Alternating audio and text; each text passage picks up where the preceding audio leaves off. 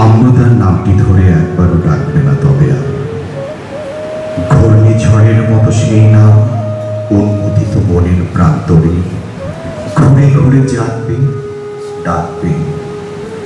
দুটি ঠোঁটের ভেতর থেকে মুক্তোর মতো গড়িয়ে এসে একবারও উজ্জ্বল হয়ে উঠবে না, সারাটি জীবনেও না। তবে আর কি করে এই গুরুভার সইবে তুমি? কতদিন আবুল বরকত নেই সেই অস্বাভাবিক বেড়ে ওঠা, বিশাল শরীর বারো মধুর স্টলের ছাদ ছুঁয়ে হাঁটত যে, তাকে টেকো না।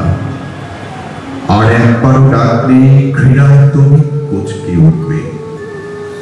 সালাম, রফিকুদ্দিন, জব্বার, কি বিষণ্ণ ধোকা ধোকা নাম।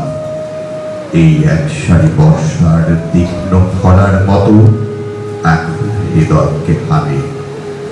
বিচ্ছেদের জন্য তৈরি হওয়ার আগেই আমরা ওদেরকে হারিয়েছি।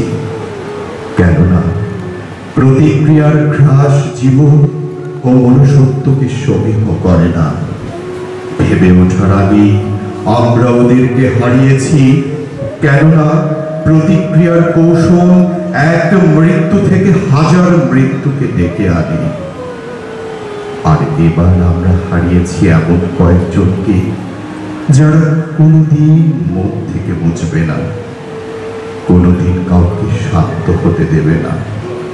যাদের হারালাম তারা আমাদেরকে বিস্তৃত করে দিয়ে গেল, দেশের এ প্রান্ত থেকে ও প্রান্তে কণা কণা করে ছড়িয়ে দিয়ে গেল। দেশের প্রাণের দীপ্তির ভেতরে মৃত্যুর অন্ধকারে ডুবে যেতে যেতে আবুল বরকত, সালাম, রফিকুদ্দিন, জব্বার, কি আশ্চর্য, কি বিষণ্ণ নাম, একসার জ্বলন্ত নাম। ধন্যবাদ সকলকে।